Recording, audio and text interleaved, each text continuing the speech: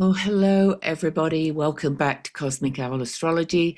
I am Louise Edington, the Cosmic Owl, your wisdom weaver and cyberpunk priestess, witch of the stars, or witch priestess. Anyway, so please, before I go any further, don't forget to subscribe, give me a thumbs up, leave me a comment. It does help kind of get the video more visible, okay, but also to the tiny chihuahuas in the tiny purses that yap and do things like the thumbs down. That also helps to get the videos more visible, so thank you. Anyway, I'm here with the week ahead forecast for October the 18th through to the 25th, and it's quite a nice week, and we have some amazing cards at the end.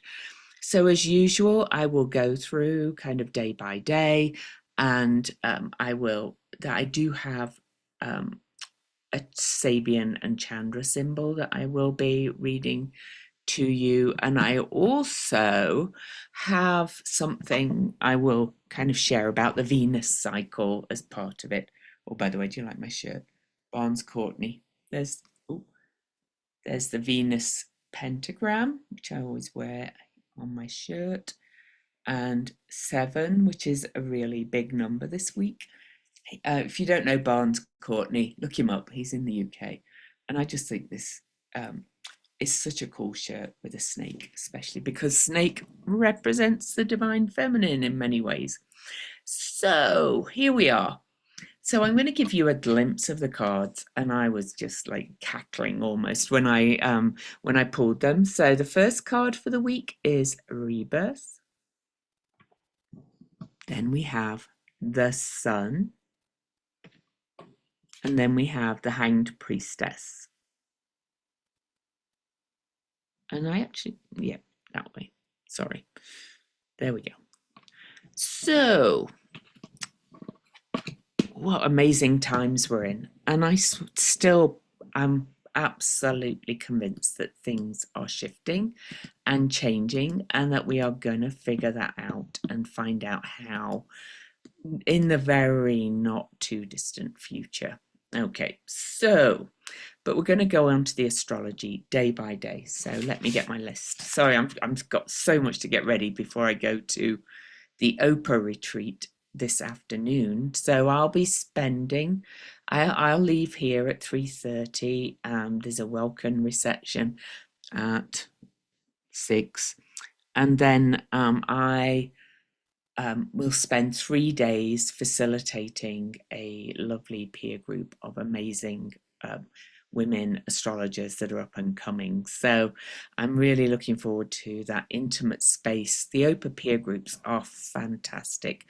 This will be my 4th or 5th now, and we get kind of more into them as we do them, and it's one of my favorite things to do, along with the Oprah mentorship. So, and if you are an up and coming astrologer and you want a really kind of amazing organization to be a part of, Oprah, the organization for professional astrology, is it. I love the way they work. I love that it's run mostly by women. In fact, pretty much all now, I think. Anyway, let's go on. The astrology.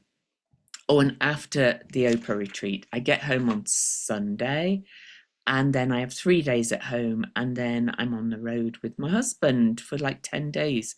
So I'm actually going to try and get ahead and maybe record another video today and schedule that out. But here we are.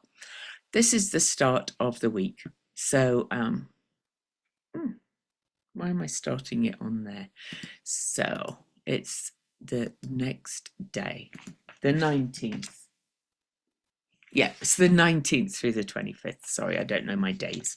I always do Sunday through Saturday. Okay, so here is the start of the week. I always set the chart for Washington, D.C., but that doesn't matter. That's only kind of very relevant because so much going on in this country.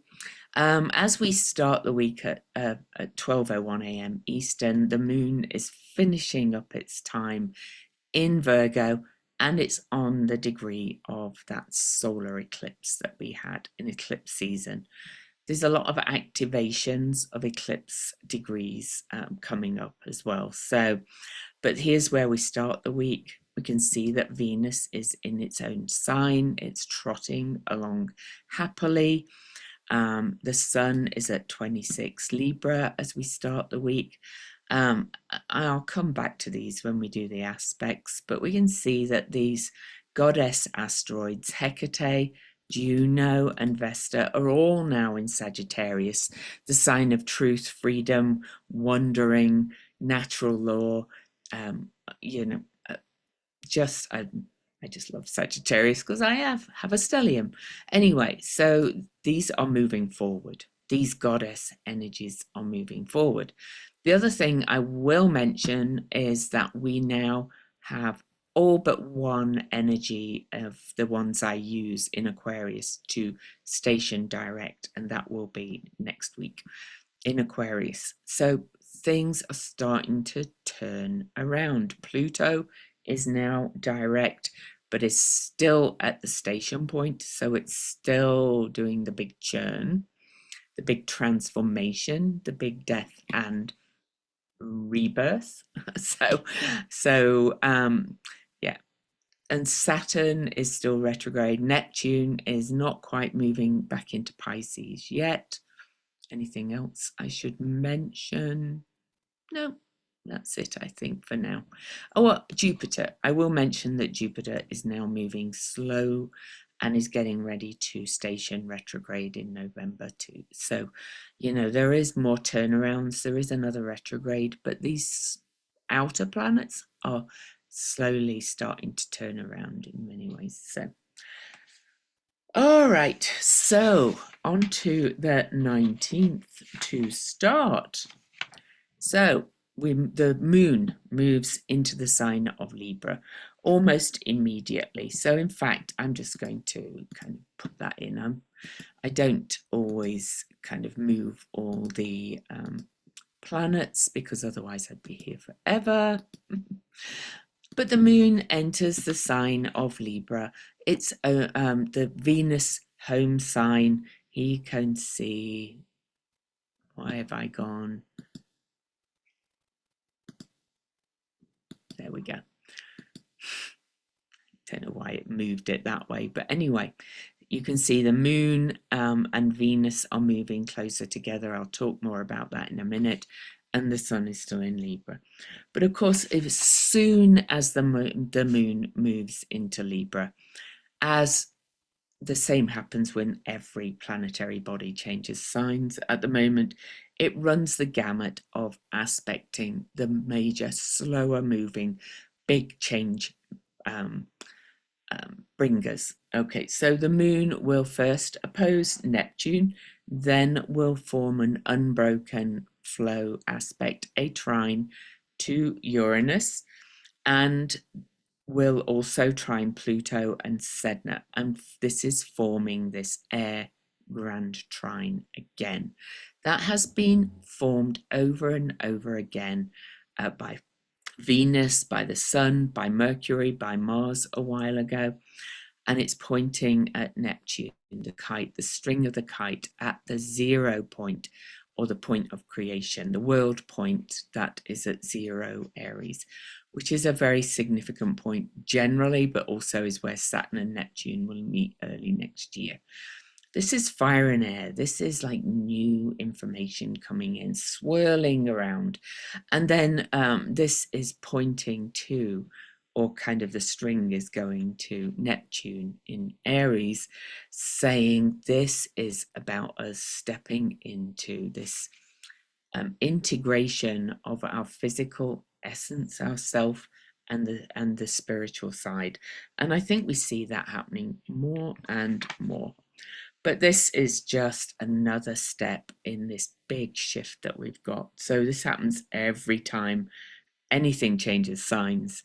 It aspects all these change makers, but this 0 Libra point is also another world point. So these shifts are even more significant, okay? All right, so a Mercury will also sextile Hecate over here, the goddess of the crossroads, holding her lamp up, showing us the way forward, which is an aspect of opportunity. Okay, also on October the 19th, Mercury over here in Scorpio, also moving really fast right now. Mercury will aspect the moon's nodes. Sorry, we'll actually make a watery trine to the north node and a sextile to the south node. And this is just pushing us forward, building on what is emerging from the eclipse energy. And okay, on to the next page. Now there's a couple of other things I want to mention. The moon will then move on and sextile Juno, which is our sacred contracts with each other, again moving forward, and will oppose Ceres over here in Aries, asking us to start making sure that we meet our own emotional needs, mind, body, and spirit. You know, it becomes more and more obvious that everything starts with this intimacy from the inside out in all ways. And so, you know, Aries being the first sign, this is about learning to come into that center, doing your self-care, doing the work to do personal growth and to find out who you are in your essence, and then bringing it out into the world. This is the only thing we are really aware of in our life. You know, everything else is kind of ephemeral. And so this is a really important thing that I've talked about over and over again. All right, so then Venus over here will actually square off to Hygeia. Hygeia is the preventative health, the holistic health asteroid in Cancer. That's emphasizing again, coming into yourself, putting your oxygen mask on first, doing all that self-care, learning to love yourself, all the parts of you, and really kind of leaving behind any idea that anybody out there or anything out there can save you. But then we have a big conjunction. So I am going to move the sun. Well, in my opinion, it is. So the moon will conjunct Venus at 2:25 p.m. Eastern at 7 degrees of Libra. Really still opposing Ceres. Really also almost in an exact, in fact it is an exact air trine, another air trine to Pallas Athena, the creative intelligence and strategic justice warrior. Why is this significant? This is because this is the penultimate conjunction of the moon and Venus before she has another one on November the 19th at 15 Scorpio. And then on November the 26th, Venus, it might differ where you are, but this is kind of the official date. Venus will disappear as morning star and go behind the sun from November the 26th right through till February the 16th. So that's an awful long time. So that's 4 days and 31, 35, 50. It's over 50 days that Venus is invisible officially this time. That means Venus will have her superior or exterior conjunction because she's behind the sun with the sun, and that will happen on December the 19th. No, they're the moon ones. I'm sorry. So these are only the moon Venus conjunctions. It's at Capricorn. I know that already. But anyway, I'm not going to give you the date. But what I'm saying is that in the morning, Venus is getting closer and closer to the sun. Now, those of us that work with the Venus cycle often work with the myth of Inanna and the chakras and going down the gates and going up and up the gates again, the chakras. And it's a cycle of death and rebirth and transformation. However, we've also always kind of worked on the 7 gates, and she's at 7 degrees, which is important. And I'm going to read the symbols. But if you look on, in fact, I'm going to just show you the website. Astro-Seek is really good for some of these things instead of having to create them on your own. Ignore that. That's a friend of mine running for mayor. I'll get rid of him. There's actually, since we had a morning star rise since the retrograde conjunction on March the 22nd, you can see how short a time Venus is invisible when she's retrograde. I always do my Venus retrograde classes because I find that about the inner transformation more. There's actually 1, 2, 3, 4, 5, 6, 7, 8, 9 conjunctions, visible conjunctions, right? So 9 gates. And again, after she rises as evening star next year, 1, 2, 3, 4, 5, 6, 7, 8, 9. And then again, 1, 2, 3, 4, 5, 6, 7, 8, 9. It's kind of always confused me a little bit though, and I've never really worked fully with the gates. I actually use a different myth now for the retrograde cycle. You know, I'm going to ponder on that. But if you want the this is horoscopes.astro-seek.com, moon-venus-conjunctions astrology-calendar. Or you can find it by searching Astro-Seek Venus Moon Venus conjunctions. You'll find it if you want to track them, because they are important steps in the Venus cycle. So on that note, let's go back to this one. 7 degrees of Libra in her own sign, okay? And so I want to read you the symbols for this quickly. So Libra 8, we always go up. So the Omega symbol by John Sandbach is a rare type of honey imbued with magical healing powers. And he said that's an interacting receptive degree. The angel, he says, he always gives a degree angel. By the way, you can also find these online. You just search, say you want 8 Libra, and you say Sandbach. 8 Libra Chandra Sandbach, you'll find it. Anyway, his degree angel with this degree is Yelahia. I don't know if I'm saying that right, which is sweetening judgment or karmic warrior. He says, rather than seeing anything as just one thing, you are aware that in all things are many different subtle elements. In short, that everything is connected to everything. And so that which we want, we already have. Maybe not in the exact form we want, but at least in its essence. We actually lack nothing. It's all there, everything, both inside and outside us.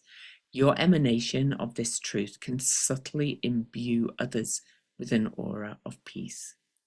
I'll let you kind of take that on board. And the Chandra symbol is a vast junkyard. When what is ugly and or useless is discarded, then one can see what is beautiful and meaningful. This degree is all about seeing what trash is and why it is trash as a basis of perceiving the eternal, the enduring, the gold of the alchemists.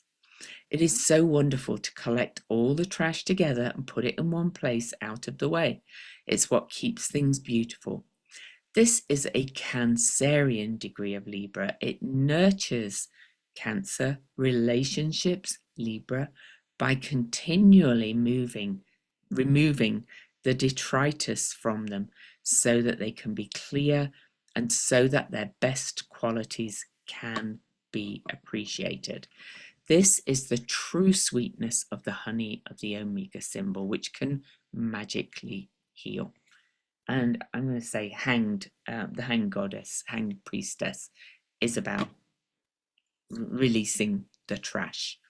And I'm going to quote Taylor Swift again about don't eat out of the trash, looking back at the past. So this is not about always about physical things as well. This is relationships and things like that.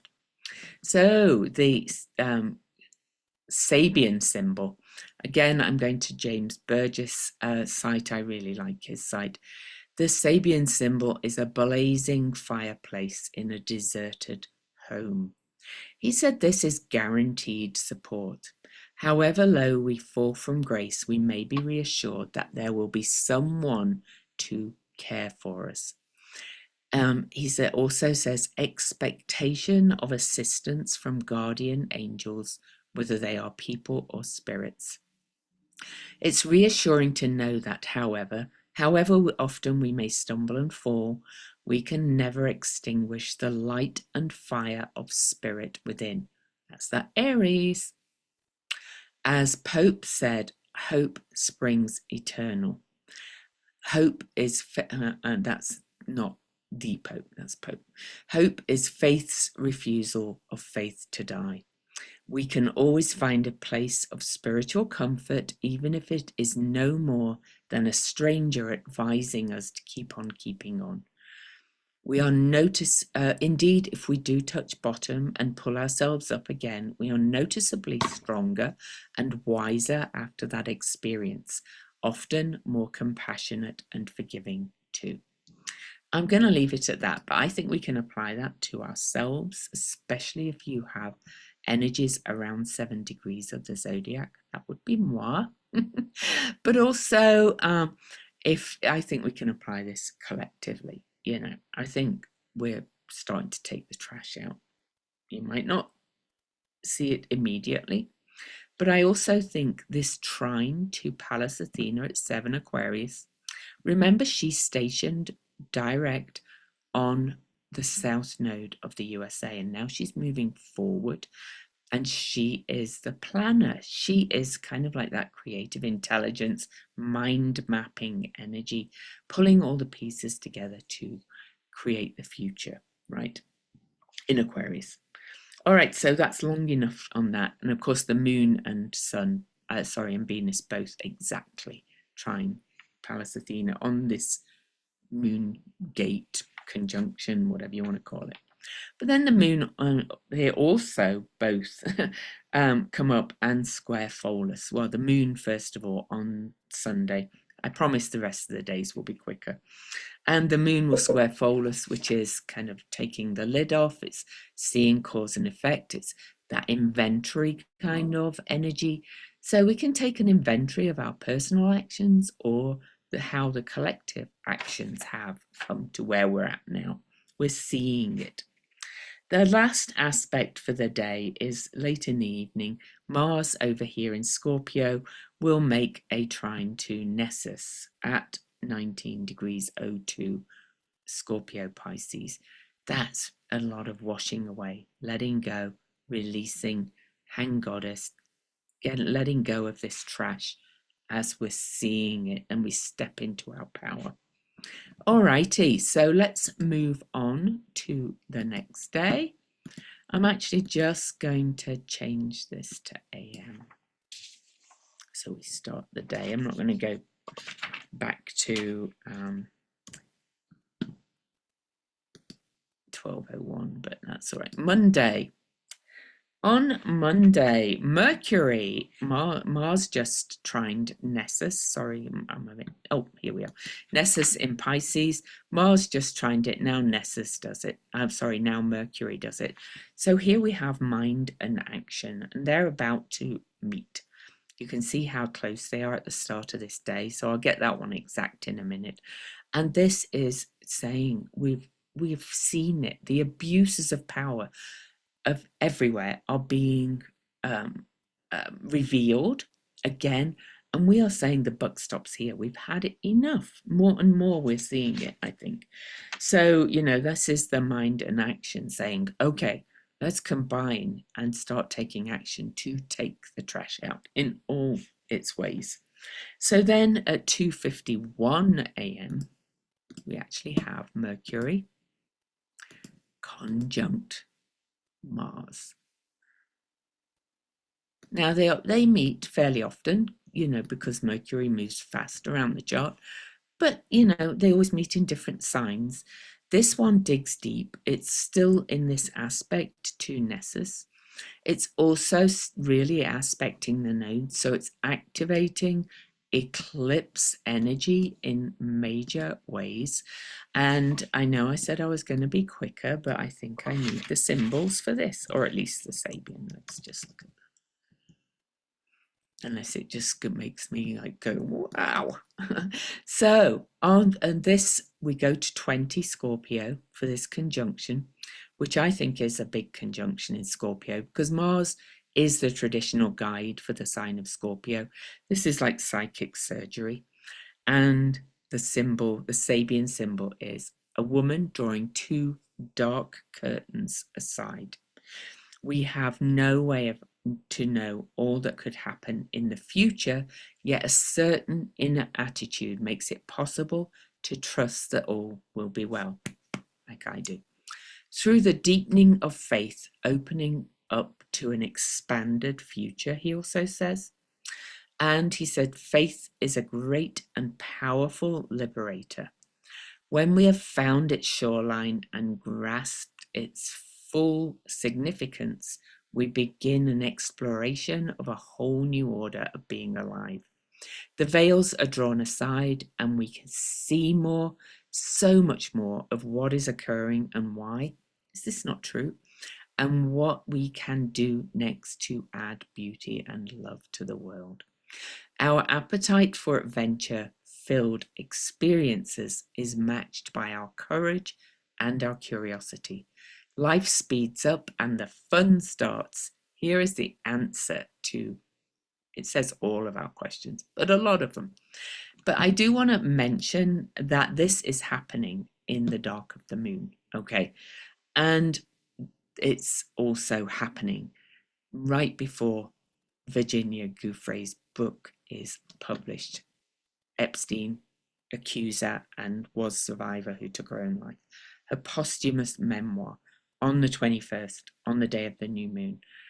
Having this happen before, when we've got strong energy and transits happening in Scorpio, themes of sexual manipulation and abuse and abuses of power in all, and especially over each other and things like that, really kind of come to the fore. And this is like psychic surgery, revealing it and telling the story and now saying what action is going to be taken. Wow. That's just like, so the symbol kind of blew my mind. So maybe I will go look at the Chandra. I'm sorry, but this is big. So I'm not going to spend long on the new moon though, because I did a whole video on that. So let's have a look at the symbols for 20 Scorpio on John Sandbacher's site. So the Omega is a man who carries large sacks of books with him wherever he goes. There is an accumulation of knowledge here, but can it be used? This degree needs to actualize Mars action, its wisdom in the immediate world around it, rather than just passively holding what it knows. Can't make this stuff up. There is a tendency for the mind to become a barrier to growth and forward movement. The way out of this is to let go of what you think you know and go spontaneously with where your instinct takes you. Now, the Chandra symbol for this degree is a serpent wrapped around an immense egg. This is the Orphic egg, right? The Orphic egg is a symbol of rebirth and creation, okay? He says so much life and wisdom in the books of the Omega symbol and so much of the same in the immense egg of the Chandra symbol. And both the human of the one and the serpent of the other feel as if they have to protect this life and wisdom. Here's me wearing the serpent. Anyway, of course, wisdom and truth can never be destroyed, but the forms in which they manifest can be. This is what is being protected. We might call this degree the guardian of truth. Carrying all those books is a burden, but at the right place and the right time, this person will be prepared, for they will be able to reach in their sacks and pull out what is needed. This is what makes all of this inconvenience worth it. And when the egg is ready to hatch, the serpent will then be able to relax their coils and allow the new life to unfold and take wing. This degree may often do things which seem impractical or unnecessary, but it senses something others don't sense and need to follow those inklings and meet their requirements. Also, it needs to develop the ability to go ahead and use what it has, even when it seems there isn't much outer support for doing so. Wow. I just want to read the angel is May-Bahel, which is farewell to arms, truth, liberty, and justice. Release the files or the book, and then it'll be kind of confirmed by what's in the files. I do think they're going to come out, but I think the release of this book is really important. Okay, so I've spent longer again than I expected, so quickly.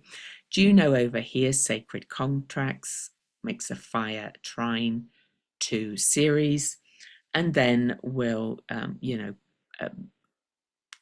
also, okay, so, well, the fire trine to Ceres is about that go within, make sure your own needs are met, and then you are more able to stand up and fight for our sacred contracts with each other and for the future.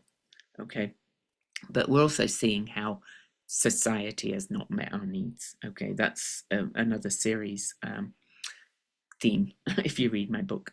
Mercury over here moves past Scorpio, Mars in Scorpio, and moves just a little bit further along, but really they're still together, and will square off to asteroid Lilith, the talk to the hand Lilith. This is women and the divine feminine standing up and going, no, we are not doing this. And then Mars will also square off to asteroid Lilith. And she's moving slow because she is the station direct. She is like potent and saying, we had enough. No, stop. You see, even Zoom's putting my hand up. But this is time to take action on it. Okay, by taking out the trash. Then Venus will exactly square Pholus. I already talked a little bit about that, the cause and effect kind of energy. And we'll move on to, I can't remember how to get my hand down. No, whatever. Doesn't really matter, does it?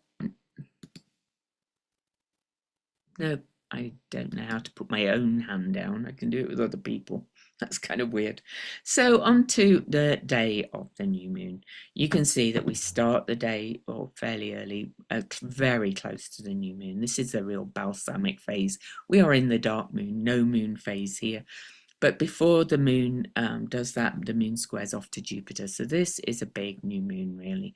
It's, again, it's planting seeds, but it's also letting go of that trash on the way as we head into the new moon. And of course, it's also opposing Eris, who fights for outsiders and reveals the vanity of the elites, if you like, and Chiron exposing our wound and showing us that, this is how we bring the change. Everything builds on each other. So this new moon is, going to be a result of what comes out of this taking out the trash and what action we take on it, both personally and collectively. And then we have the new moon. Again, I've done a whole video, lots of that. And the moon will immediately move into Scorpio. And again, will, run the gamut. It will be at the focal point of a finger of destiny again, between Uranus and Neptune, pointing right at the moon as it conjoins with Haumea, which is rebirth or regeneration. So, and will square Pluto, death and rebirth. Remember, Pluto is still at its station point, 122, still at that hot point. Lastly, Vesta over here. Vesta is going to square the lunar nodes. And the lunar nodes were 18 degrees right through the eclipses. But I mention this one because Vesta in many ways is our inner flame. So this for you is about visioning the future and wondering about the future and the future you want to create as it squares the nodes. But Vesta is also the hearth of the state, and this is actually exactly opposing Donald's Uranus in Gemini. So it's a big aspect for him, forming a mutable grand cross. So what information might be in that book? Well, I don't know. Or will they try and squash it somehow? I think it's very brave of her family to do it, quite honestly. Anyway, and I hope they have protection. Please send them waves of protection. On to Wednesday the 22nd, the moon moves on through Scorpio, still in the dark moon phase. And whilst in the dark moon phase, the moon will, I missed talking about something at the beginning of the video, but that's okay. I've highlighted it anyway.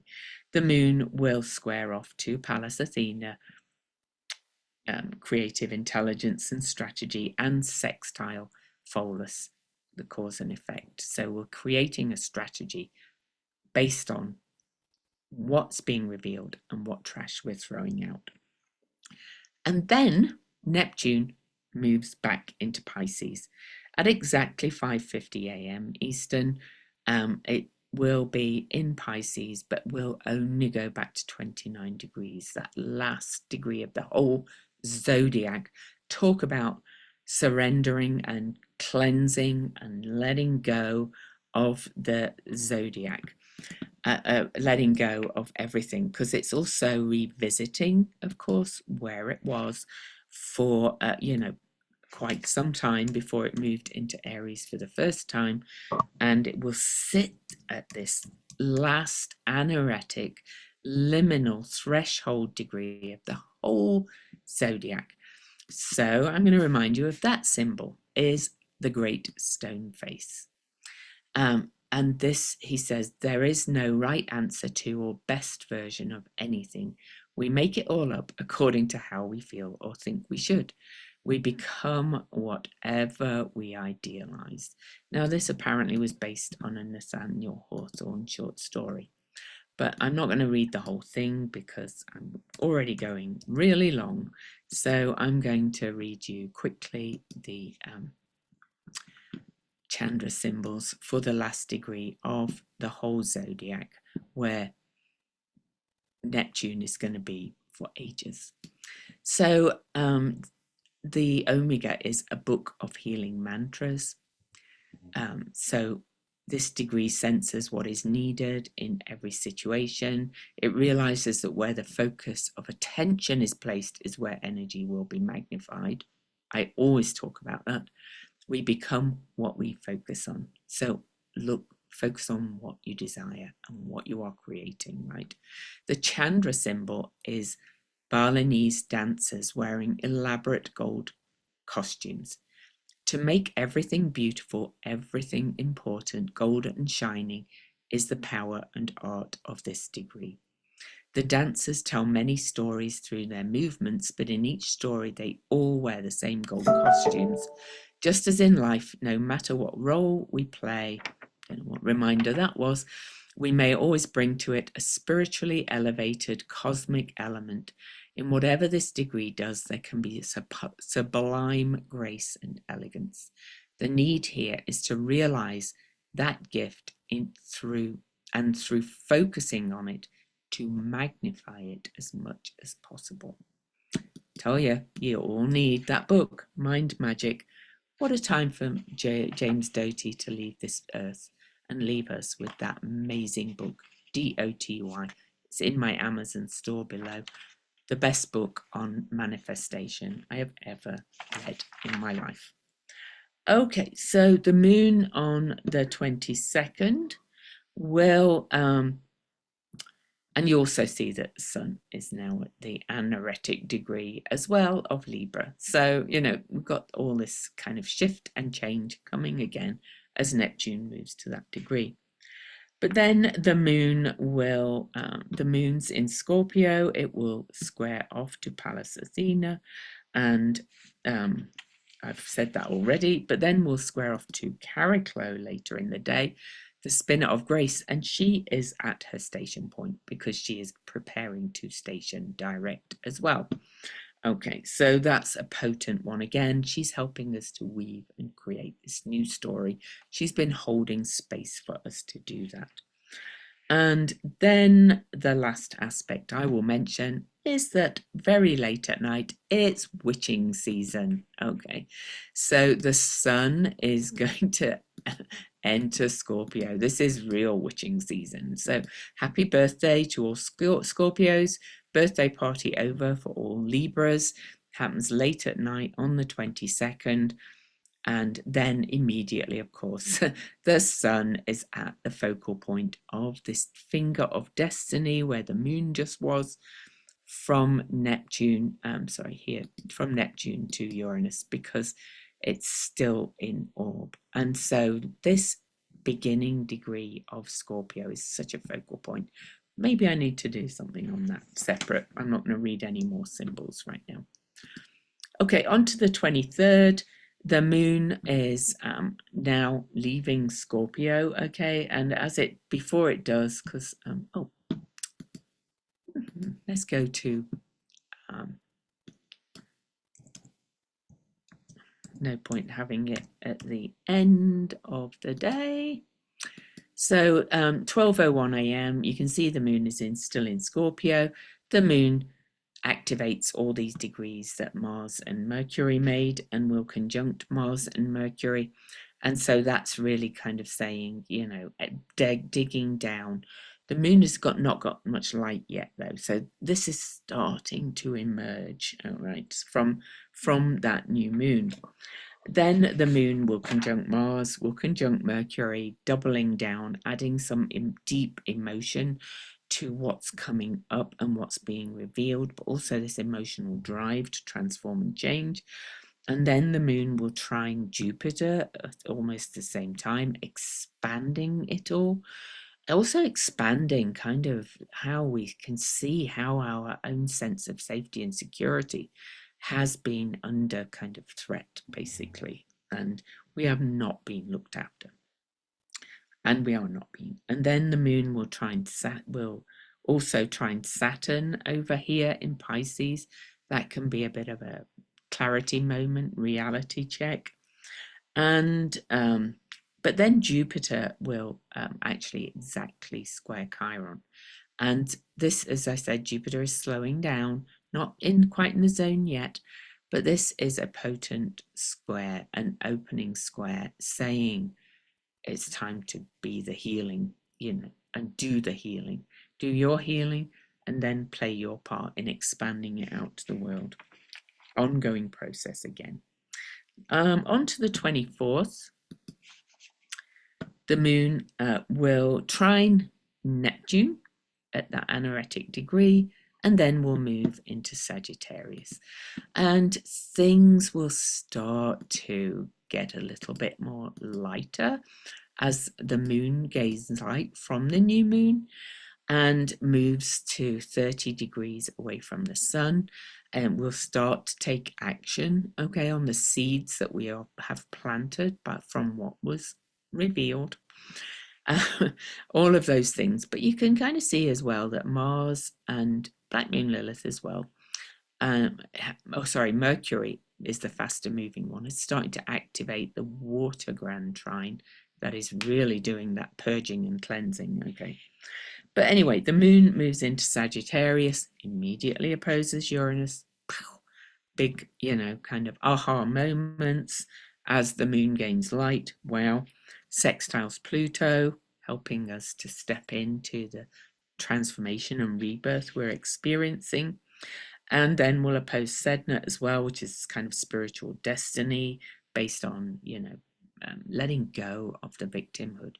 Really, Sedna has a do or die kind of energy, but if you think about her myth, she actually made the biggest lemonade out of lemons and stepped into being a powerful deity rather than sitting in her victimhood. Okay. So the moon will conjunct Hecate, the way shower, and Vesta over here. I talked about her being the hearth and the state, has moved to 18 degrees and will square Nessus, which is now at the degree the nodes were through the eclipses. So whatever has been coming up through the eclipse period and portal about we've had enough, the buck stops here, we're not doing it anymore. Hecate is going to help to show us the way forward. All right.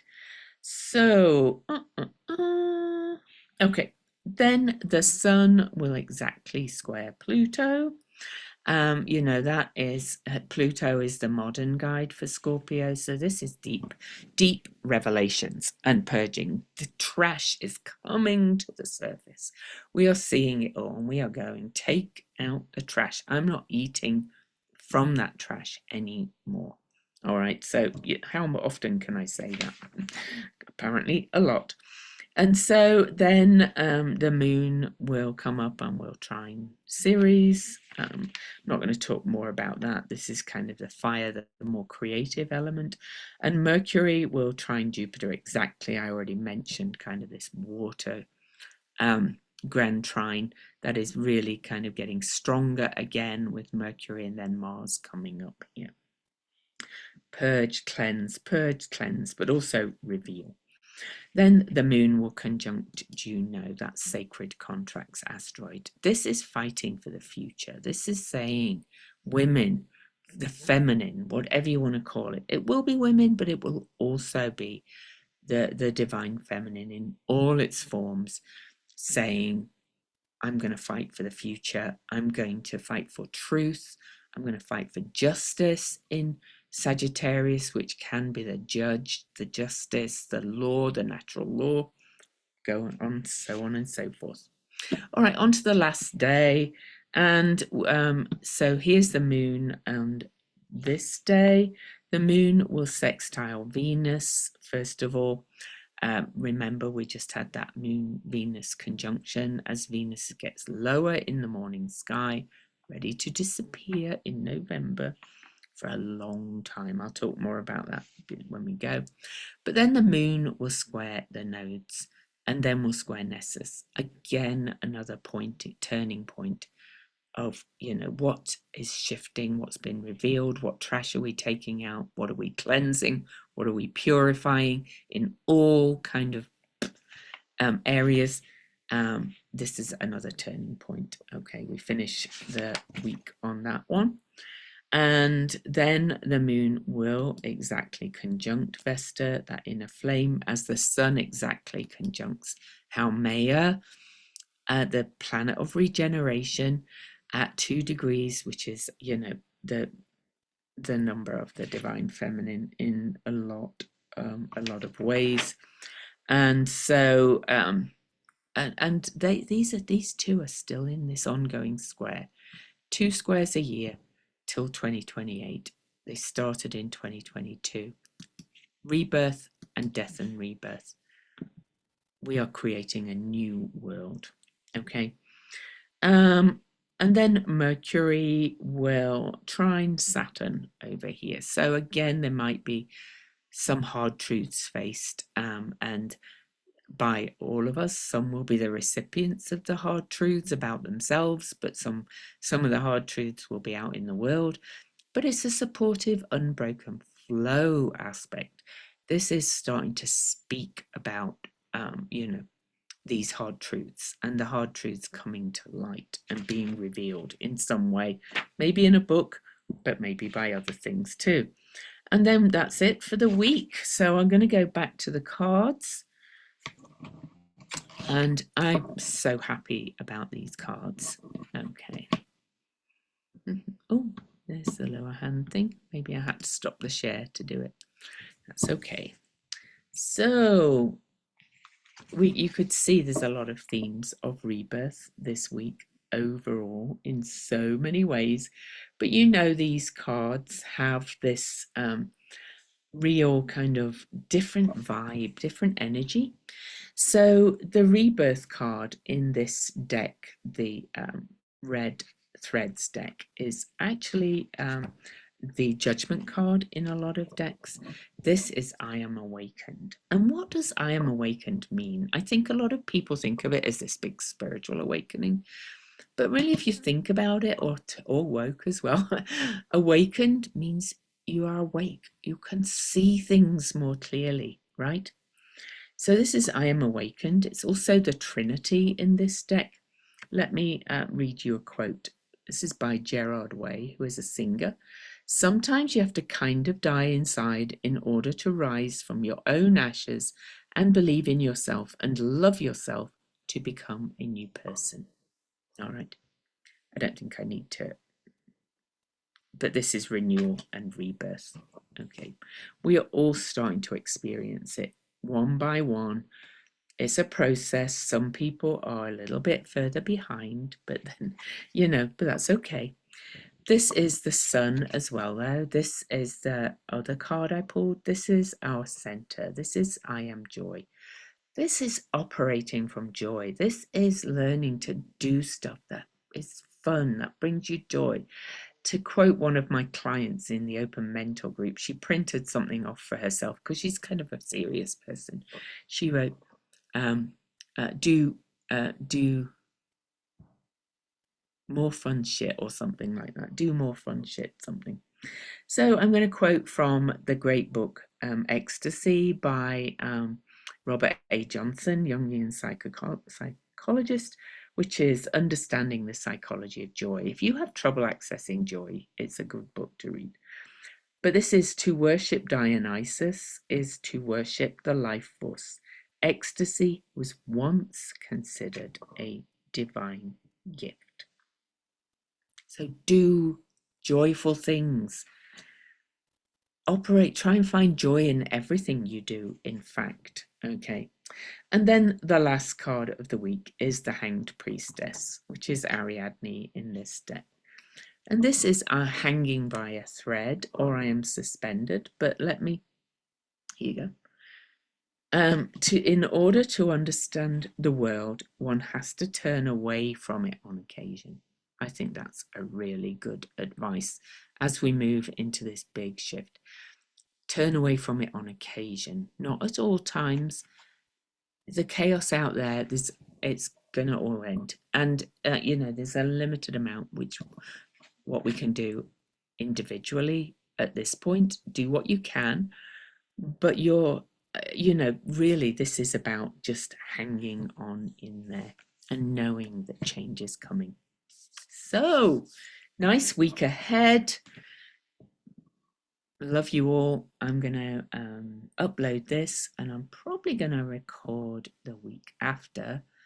I don't know what I'm going to do for the first week in November because I'm traveling all of the last week in October. So maybe I'll manage to record that before I travel next week. So, mwah.